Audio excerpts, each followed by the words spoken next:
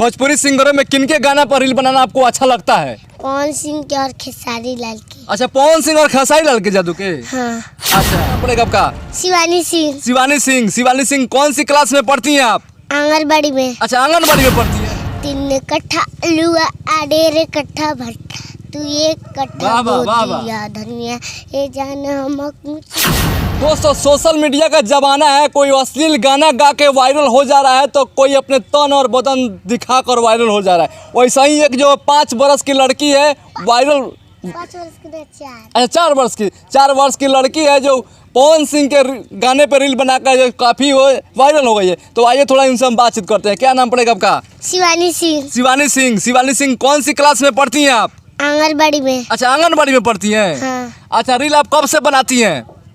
पवन सिंह के और खेसारी लाल के। पवन सिंह और खेसारी लाल के ऊपर मतलब गाने से रील बनाती हैं। हाँ। अच्छा, वो कौन सा गाना था जो काफ़ी आपका वीडियो वायरल हुआ था?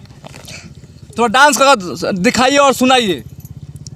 3 कट्ठा लुआ आडेर कट्ठा भट्टा तू एक कट्ठा बोतिया धनिया ए जान हम कुची कुची खा चटनिया ए जान। अच्छा, भोजपुरी सिंगरों में किनके गाना पर रील बनाना आपको अच्छा लगता है? पवन सिंह के और खेसारी लाल के। अच्छा, पवन सिंह और खेसारी लाल के जादू के। हाँ। अच्छा, आप खेसारी लाल जादू का कोई गाना मालूम है आपको? है हाँ। थोड़ा सुनाइए।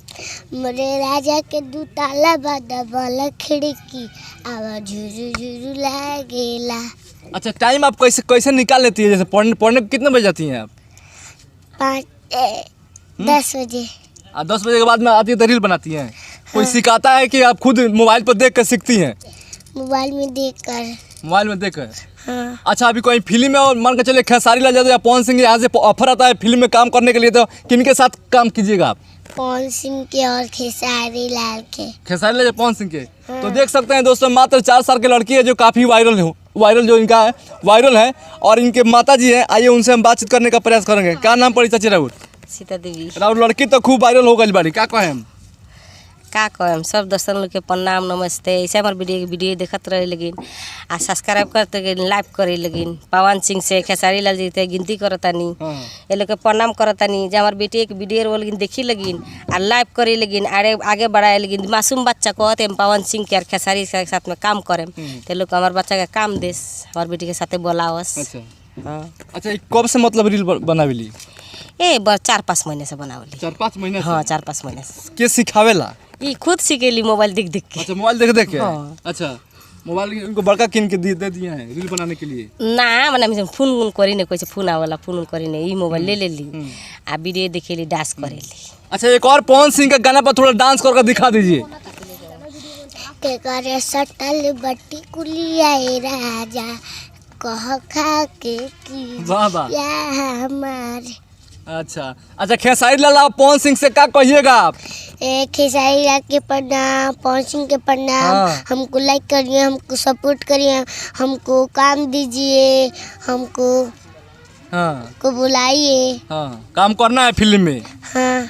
तो देख सकते हैं दोस्तों, मात्र 4 साल की लड़की है जो काफ़ी वायरल है। दोस्तों, इनको भी सपोर्ट कीजिए। आपका कोई चैनल भी है? हाँ। आपका चैनल का नाम क्या है?